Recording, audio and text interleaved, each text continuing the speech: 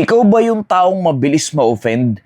Kaibigan, kailangan mo ang mensaheng ito. Great peace have they which love thy law, and nothing shall offend them. Alam mo kung ganyan kang klaseng Kristiyano, yung mabilis ka nalang ma-offend pagdating sa mga simpleng bagay, ang sinasabi ng Biblia para maiwasan mong ma-offend sa mga bagay-bagay pagdating sa gawain ng Panginoon, lalo pa sa ibang mga tao na hindi mananampalataya, ay ang kailangan mo ay meron kang pagmamahal sa kautusan ng Diyos, meron kang pagmamahal sa salita ng Diyos. Dahil sinasabi ng Biblia na pagka meron kang pagmamahal sa mga bagay na yan, ay magkakaroon ka ng dakilang kapayapaan. Hindi lamang basta kapayapaan, kundi yung kapayapaan na nanggagaling sa Diyos. Kaya may mga bagay, hindi ka na basta-basta ma-offend dahil nandyan yung pag-ibig mo sa salita ng Diyos at sa kautusan ng Diyos. At yan, yung mas ninanais mo kaysa sa ibang mga bagay sa mundong ito. Kaya mas nakakayanan mo ang mga samot-saring patutsada ng sanlibutan at hindi ka basta-basta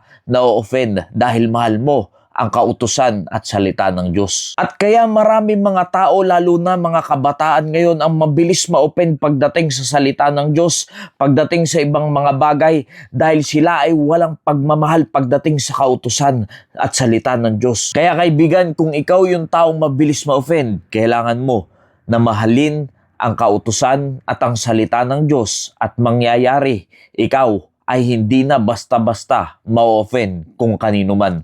Nawa naging pagpapala ang mensaheng ito. Maraming salamat po and God bless you all.